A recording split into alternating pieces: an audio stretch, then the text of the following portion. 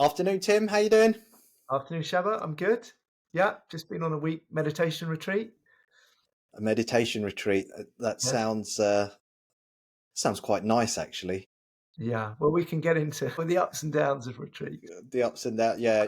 I'm just getting back into work and Okay. getting So used to talking again.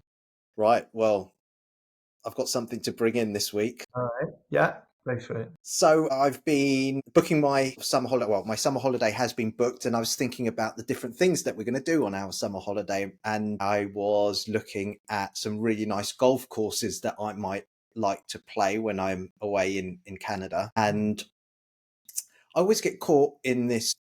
I don't know whether it's a trap or a dilemma, but whenever there's something to spend on, which I consider a luxury or a nice to have or a treat, there's part of me that experiences some guilt Hmm. and a very uncomfortable feeling when I think about, the suffering that's going on, Hmm. humanitarian crisis in Gaza, for example. That's quite a big thing. But even if we ignore current things, it may be that I see someone homeless outside the supermarket and there's this feeling of I don't deserve to be Hmm. able to enjoy the nice things in life and treat myself when there are people that don't have that same luxury or privilege. And so I've Hmm. been battling with this for quite some time. And it was only just because I was looking at some really nice golf courses and I was like, oh, shall I go for, should I put some money aside for the really plush ones, which I just love? And I'm getting quite comfortable with actually, it's okay to spend a lot of money on the things that I enjoy Okay. and trying to battle with that.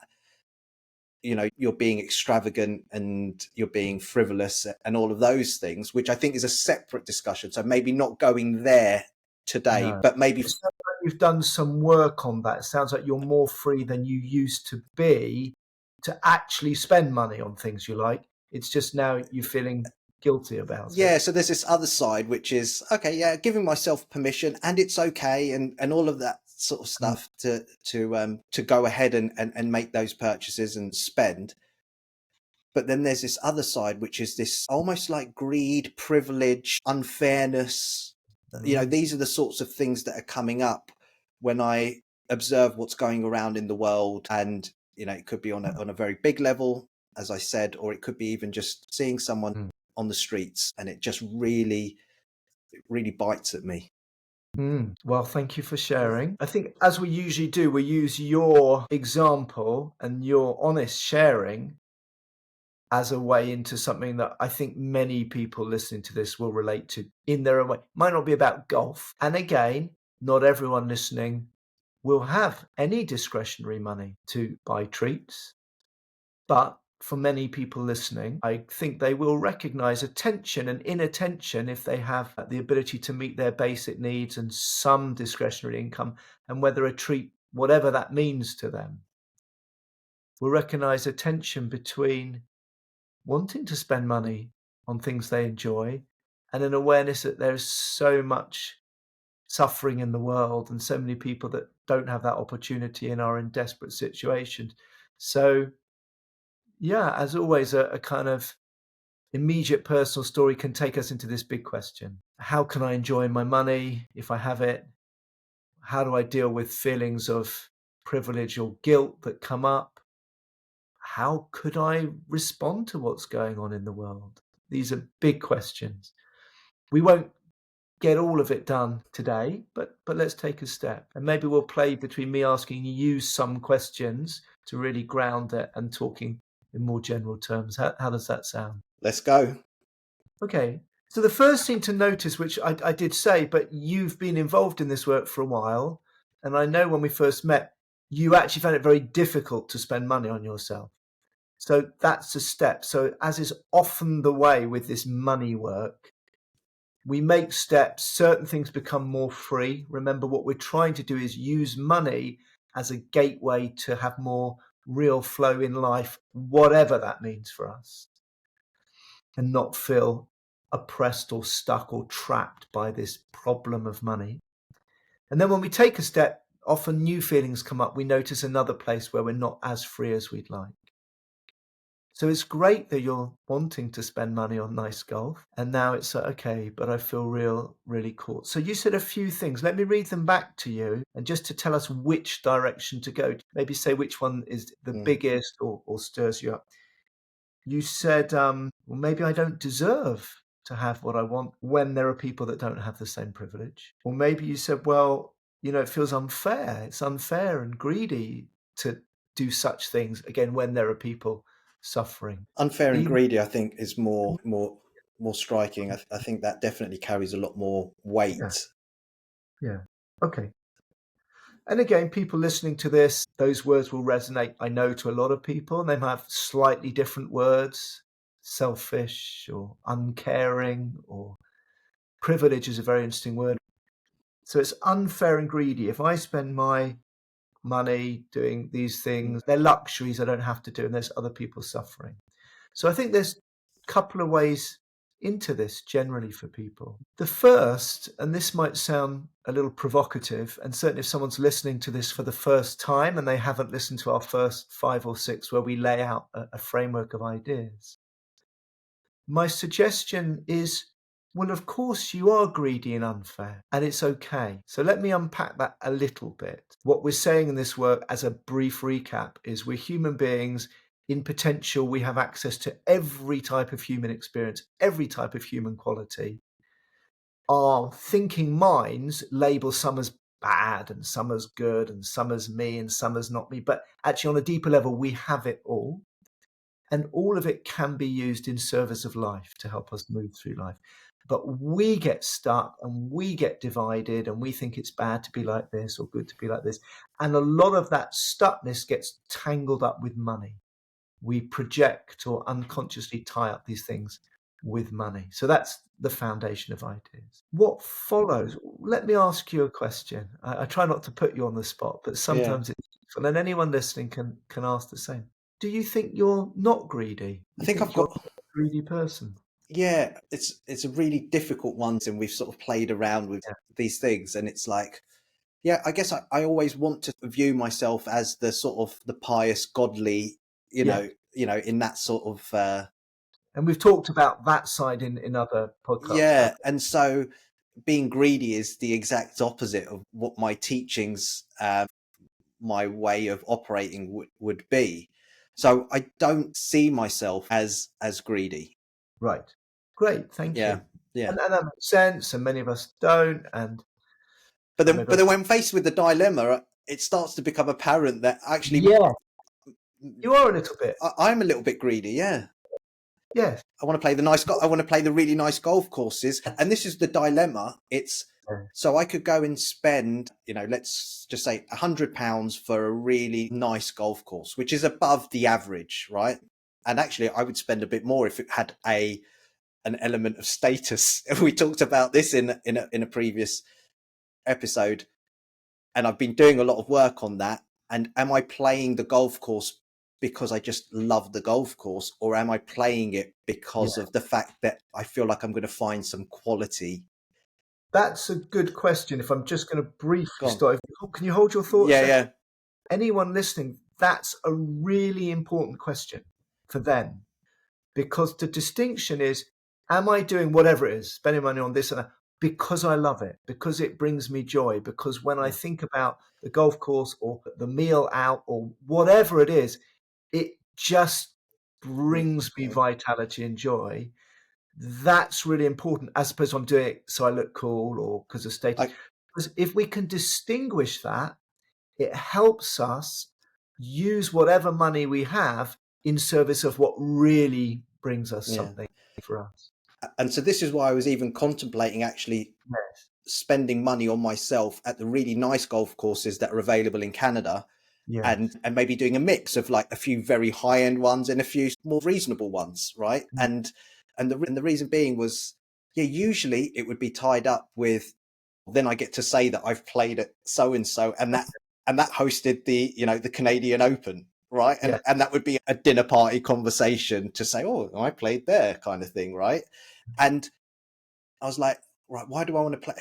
It's just because, you know what, the best golf courses, which are often associated with iconic venues, etc., they're just manicured to a level that you just don't get at your local municipal golf course, And right? for you, it's a pleasure to be in a place like that. Yeah, yeah, it lights me up. I mean, even now I'm like beaming just thinking about it.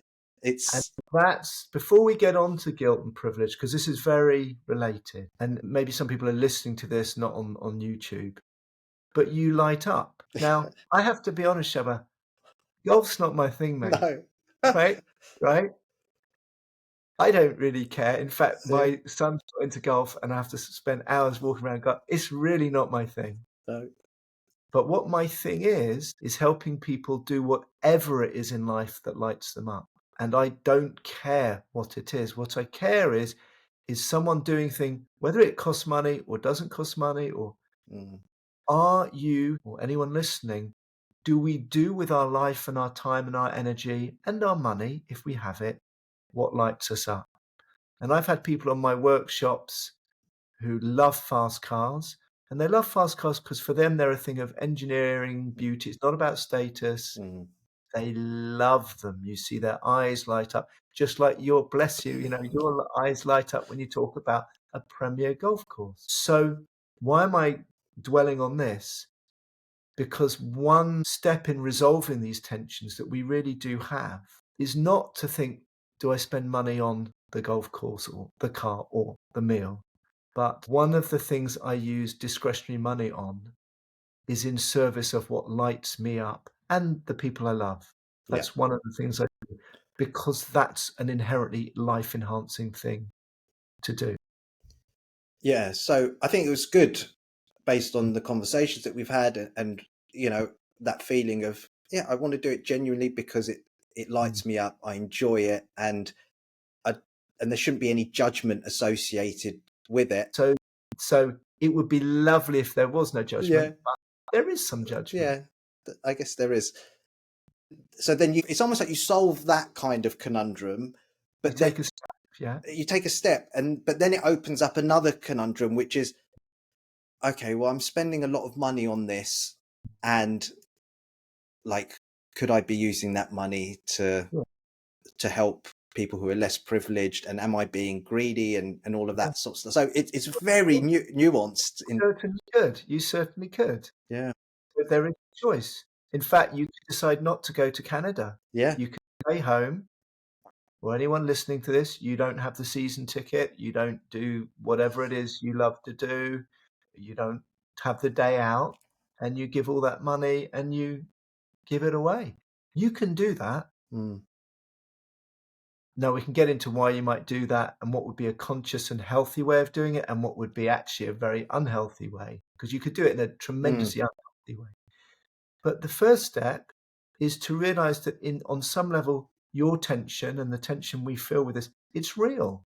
mm, You could stay home, mate, yeah, or you could have a week in Butlins yeah, and give all the money you're going to spend to Canada to whatever cause, yeah. right? Now, I'm not saying, just to be clear, I'm not saying you should. I'm not saying you'd be more pious and godly. I'm certainly not saying you'd have as much fun, but you could, right? And assuming you go on a holiday, you're choosing not to. And that choosing not to is bringing up attention for you and Yeah. for many of us. And it's stuff about I'm privileged, I'm guilty, I'm unfair, I'm greedy. And I think actually reflecting on that I'm choosing to, Mm, I think that's opening the door for me to say, well, actually, yeah, I am a bit greedy. there you go. Of Yeah, course you are. I'm greedy because I'm choosing the nicer golf course Of course you over giving that money to charity, or helping causes and taking my family to Canada. Like you said, could go to Butlins for a couple of yeah. weeks, Or stay home.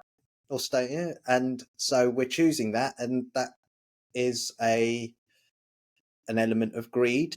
What we might say, remember I'm saying, and I know you know this, on the deeper level, below the judgmental labels, these are different energies and ways of being. So we could say, on this occasion, Mm, as one part of your life, you're choosing to take resources that you're fortunate to have and use them not necessarily for the benefit of everyone or for a particular yeah, group suffering. You're choosing to take that money to do something that hopefully is a wonderful time for you and your family. And is that so? Would that be classed as being greedy?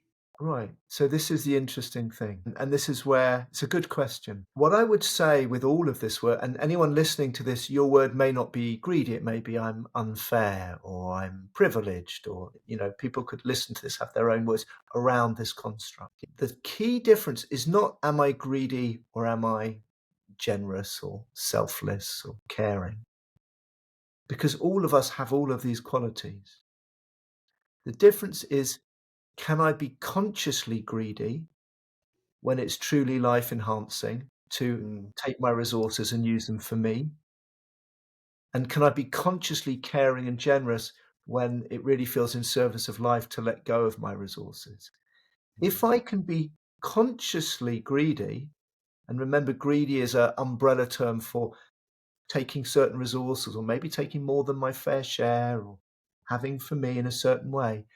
If I can do it consciously because I know I, Shabba, or I, Tim, I'm making this choice for something that will bring me life and I love to do and is great for my family, that's conscious greed. So I would say, yes, mm, it's greedy, but there's nothing wrong with it because it's mm. conscious and it's in service of life. Now, I'll just take one more step and then I see you wanting to say something. I could do it in a couple of ways that might be less helpful. One is I could use my money and still, if you like, be greedy, but still driven by using my money to impress other people or high status or just because I've got some swanky story at the dinner party. But I'm not actually using money in service or what brings me joy. Well, I would say that's sort of stupid greed, really. Because Compulsion. sorry? There could be a compulsion around it as well. Or compulsion, or there's something else going on there because I'm not allocating resource to what really brings me and my family joy. The other is I do it anyway, but I feel shit or slightly guilty, 10% guilty the whole holiday. Or on the very day that I'm on this beautiful golf course, I don't allow myself to really enjoy it because a bit of me feels diminished in the eyes of God or secretly ashamed. Well, that would also be stupid greed. But many of us do that. Many of us who are caring people, who are aware of what's going on. And I would ask people listening this to think, well, how often do we do something that sort of, yeah, we are using our resources for us. And hopefully it's something we love to do, but we don't get to really enjoy it because we feel a bit slightly naughty or bad or guilty. My question is, if you recognize this, and to anyone listening, how is that any more helpful to anybody? And might it be more helpful to actually allow ourselves real moments of joy Mm. and celebration? So I've said a lot. I wonder how that sits with you. Yeah, I mean, I was also just trying to reframe the greed, and I Mm, don't know whether I was trying to reframe it in mm. terms of trying to justify it. But when you were saying it, you mentioned spending on family. Now, spending on family and giving them experiences, even in a religious context, is a very good thing. Actually, a very recommended thing to spend on one's family. Highly, Are you part of your family, or are you considered not? as in, yeah, I am part of my family. Can you spend on yourself as well? Yeah, so me going on golf is fine, but me taking them on holiday and Just giving them the Canadian Rockies over Butlins, for mm, example, is spending on them and giving them an experience. Which I'm not knocking Butlins for anyone that's been there. understand. Different. Yeah. Maybe there's still some sort of game going on where I'm trying to sort of deflect the Yes. Well, it sounds like, and many people will recognize this. One way we deflect, which is good, is yeah when I spend money on others. It happens yeah to be my family, but it's still on others. It's yeah not everyone in yeah Gaza. It's not the homeless guy, but it's yeah still not me. So it sounds yeah. energetic charge arises when I'm spending it on me That's and real. That's the real greed. stuff. Yeah. Yeah. That's the real Yeah. greed. Okay, Yeah. Yeah.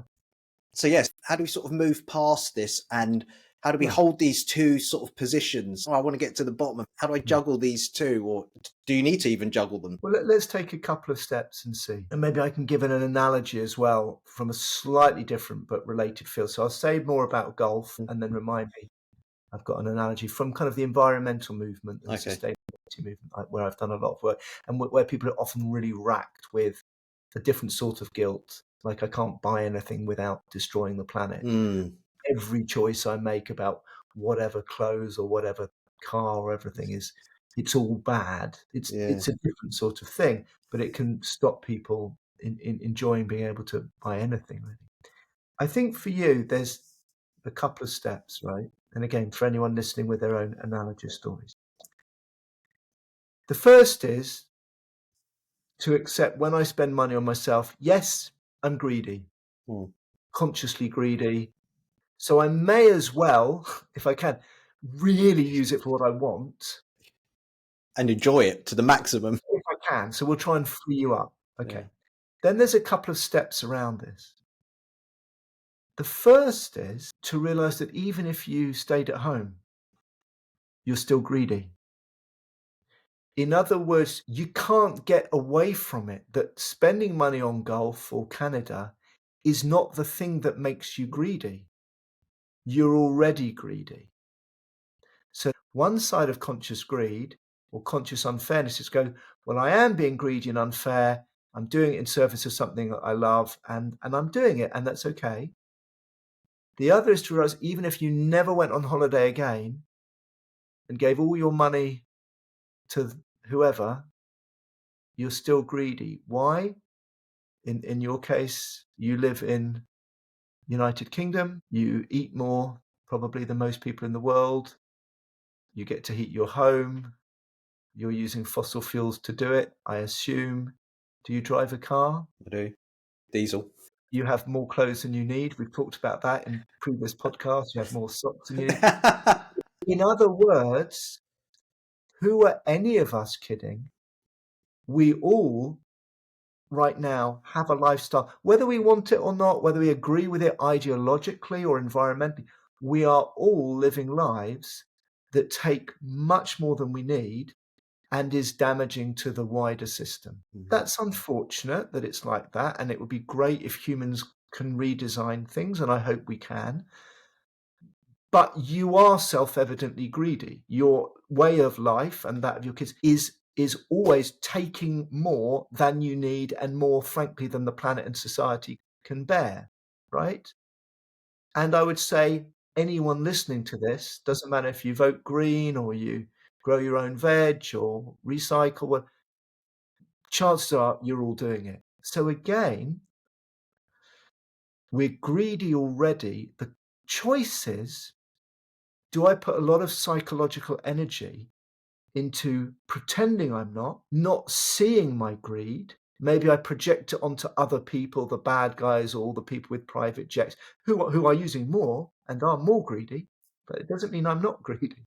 So do I put my psychic energy into not seeing that part of my truth and resisting it, and then insofar as I see it, feeling bad about it, which all takes a lot of energy? Or do I acknowledge I am greedy whether I play golf or not, whether I go on holiday or not, and it's okay? Oh, I'll say one more thing, then I'll pause. When I say it's okay, it's very important. It's not an ideology. I'm not saying, wow, wouldn't it be better if humans really could and soon find a way to live within environmental limits and to share what we have with others who don't. I mean, it would be really great if we could create that system, and I want us to. But somehow thinking, well, I'm not greedy, other people are, that's not me. Oh dear, I feel greedy when I play golf, is a kind of form of denial and illusion that actually stops us solving the real problem of greed in the system. I don't believe it helps us. So the reason it's okay is we're all human, we all have these bits.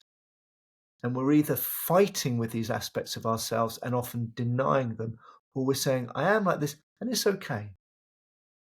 And now I can be consciously greedy and also consciously caring.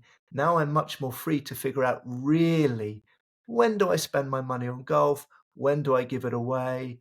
When do I take days off my work to do service for others? But it becomes a more free choice rather than I'm guilty or greedy. So again, I've said quite a lot, but hopefully that's opened things up for you and for others listening. you've said a lot, and it's really, really hit me as a lot of this stuff does, and it's like Mm. the light bulb goes off, and Mhm. it's yeah. I like the idea of being consciously greedy and just having that acknowledgement. As you were saying it, I felt a lot freer and I felt just a lot happier and a lot less almost like stressed Yeah, about the situation. And I was not conscious around this energy that you were saying. yeah, And it was like, yeah, okay. And like with all things, I think you've mentioned this before when I think we were talking about responsibility and I was like, oh, but it's irresponsible and this. And I think one of the reclamations that we did, I'm still responsible whether I yeah, spend money on socks or not, or I can't remember. I'd have to go back and re-listen to that. And just bringing that responsibility back in to this also like gives me a sense of, but I am responsible at the same time. So I can be greedy and be responsible. yes. And I And that think, starts to resolve the split. Sorry, carry on. yeah, and that seemed to immediately reconcile something for me, or I felt something shift. Yeah, that's been a great insight for me, and I'm just wondering how other people listening can get to that stage. I can say some general Yeah, patterns that I noticed because, again, I think your example, as often, will be relevant to others. So you used the word responsible, and I'm glad that resolved. It's like, well, I can go on a holiday and I can spend quite a lot of money on something that really brings me joy and pleasure, golf in a great cause. And it doesn't make me less responsible or wish to be responsive to the world's problems, you see. The question I was going to ask you, which is another word, is when you realize you're greedy and you feel more free, which is great, does it make you care any less about the homeless person or the people in Gaza? Or does it make you want less to try and find some way to help? no, I don't think it does. it almost feels like actually maybe do more or be more conscious about it because I'm not trying to suppress this thing over here and then, keep this other thing out of sight, out of mind. And I'm not spending, so I'm not one of the bad guys and all of this, like Yeah. you said, None of energy. that actually helping the situation. Yeah. And it's like, why can't you enjoy both? Like, me enjoying and maybe having more life and more energy allows you to give more in that area. I'm sort of thinking along those lines whilst we're talking this through because yeah, there's no reason why it's either or. No. Well, you've taken two steps. So I want to notice because someone listening could say, what a cop out. He's saying by playing golf, it somehow makes him even more able to help the world, right? Well, maybe it's true, but I could imagine someone might be suspicious. I Yeah. think there's two steps for anyone listening. Before we get to whether or not really following what brings you life, Yeah, and I was just thinking there are probably some eco warriors that might be thinking, yeah, let's talk about eco warriors. But you said a really important thing. What settled for you is the tension, the either or. Generally, the either or thing is a battle we have in our minds. It's because of the way we think. I'm either responsible and caring or I'm greedy and selfish. Either or. And let's talk about eco warriors or environment or just people, normal people listening who are tremendously concerned about some of the terrible things going on in the world, as I know you and I both are, right? And we do in our own way try and do stuff around. If I'm wrapped up in either or thinking, which is very common, particularly when I get passionately and righteously involved in a particular cause, whether it's environmental or social, it's very common we get in very strong, charged either or thinking. Then I can make a strong mistake with myself and the others, which is, oh my God, I so much want to be part of the solution. I so much want to express my caring and my righteousness, that anything I do that looks a tiny bit greedy or self is terrible. And then what happens is I become a very joyless person. I think I'm doing good for the world, but I become less connected with really what brings me with life, more with my thinking mind, my ideology. And I've seen this, I've worked a lot with activists, campaigners, and they're wonderful people in the way because they care so much about what they believe, but they can often be quite joyless, quite weary, quite oppressed, like they're trying to fight against oppression, but they're almost oppressed themselves by their own lack of ability, really, to be free and enjoy. Or because they think, well, I can't be free and enjoy because there's so much suffering in the world. Now, what I want to say about this before we talk about golf is, and I say this with great respect and care, and as someone who's worked for 25 years in the environmental social change movement, I have never seen any evidence that trying to create change in the world or do good or help anyone is done better when I feel weary, burdened, joyless, and a bit shit about myself than trying to do it as best I can when I feel open to suffering, but also in touch with joy and vitality in my own life. I just don't see any evidence that it works better. So maybe I've gone off on a bit of a rant, but I feel strongly about this because I think there are many wonderful people, whether it's through religious or spiritual or environmental or political, they really see problems in society and they're right. They really want to do something, but their thinking mind gets very split. I'm either can't enjoy or hate my privilege or hate my material wealth, or it's like I have to be against it. Mm. And then I just don't see that that helps them create change in the world, really.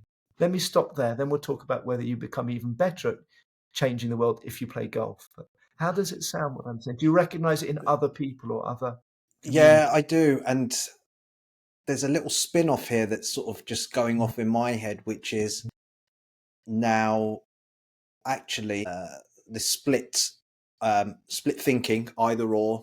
Either or, yeah. One way that, so how does it manifest? And it could manifest for people in different ways. And I think one of the ways it manifests in me is this idea where actually I don't earn as much as I could. So I'm effectively pushing money away. I'm leaving money on the table or whatever you want to call it Mhm. in order to avoid having to face that dilemma. Possibly. And so that was just sort of coming up for me, which is a slight tangent. And that might be playing out for a lot of people. Well, it definitely does. It definitely does. I think you're right. I think to come back to the real focus for today, if I am greedy and unfair, but I either don't like to see it, or I'm ashamed of it, or I just can't acknowledge it, then I'm very caught in the either or thinking. I like to think I'm spiritual or good or environmental or part of the solution or many of these words. That either or split will do many things. One of the things it might do is make me unconsciously push away money. Well, then if I have an organization or a project or something I want to do to try and make change, often I'm unconsciously under resourced and Mm, then get burnt out. So wouldn't it be great to know I'm greedy and then I can be greedy for myself, but then I can also be greedy and have yeah. resource come in and use it? So again, we're back to, I think the theme of today is, I would say to you and to dear listener, anyone listening, we don't get actually at the psychological level and the level of humanity. I don't believe we really get to choose whether we're greedy or not greedy or generous. We're both.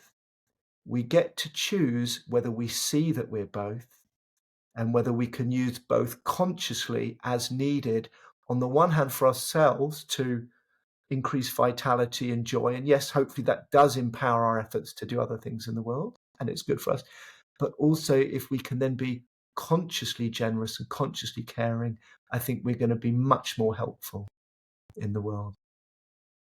Yeah. And I think that word conscious for me, Mm. suddenly being conscious now, almost, I'm not saying it's removed the guilt, but it's helping to manage the guilt, if that sort of makes sense. It's like, okay, I'm bringing my consciousness awareness to this. I'm acknowledging the situation. I'm greedy, and it's Most okay, but i'm people, also i'm also generous and caring and compassionate and all of those other things, and i whether you play golf or not. and i can hold these two, Yeah, and I need to move forward with that. that's right. And I do feel like the guilt has a role to play. I mean, that might just be a me thing. I don't know whether I can articulate it, but I think to feel the pinch or the compassion, and maybe I'm mixing the two. But if you didn't feel the guilt, then it might feel very difficult to then act. Does that make sense? Very interesting. I think that is another topic. We were going, when we were preparing this, we were going to talk about compassion, and we haven't quite. Yeah, Uh, what I would say is hold that as an inquiry right. question. You seem to have a belief, which I Yeah. respect, but I want to notice as a belief that I need to feel a little bit bad about myself in order to keep me on my tracks of compassion, or that if I had no guilt, I somehow would lose something about Yeah. service or compassion. Well, I would just say, really? Are you sure? Mm. And see. And I'd say that to anyone listening, because people listening to this, again, they might be very focused on environmental issues or social. I would say, notice if you have an assumption that if I don't feel a little bit bad or a little bit guilty, Yeah. somehow it's like I don't trust myself that I would still want to do good. Well, what I Yeah. would say is, come on, is your compassion that shallow? Is it that superficial Mm.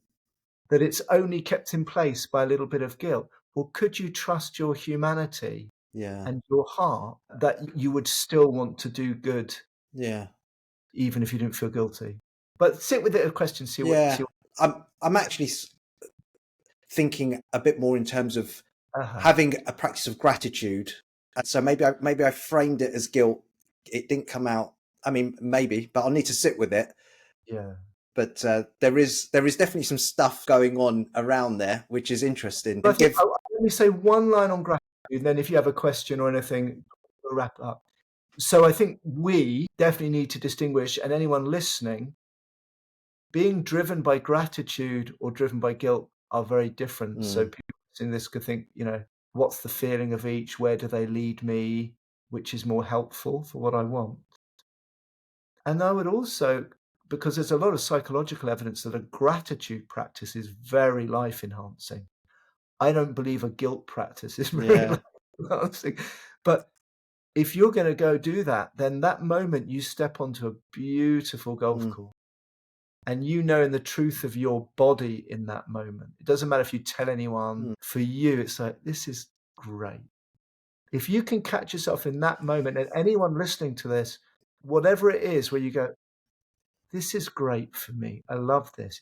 If you can catch in that moment, and then from your heart, this is gratitude, to say to God or the universe or whichever good fortune, if you can catch in that moment, not with guilt, but with mm, absolute enjoyment, and go, I am so fortunate to have this moment.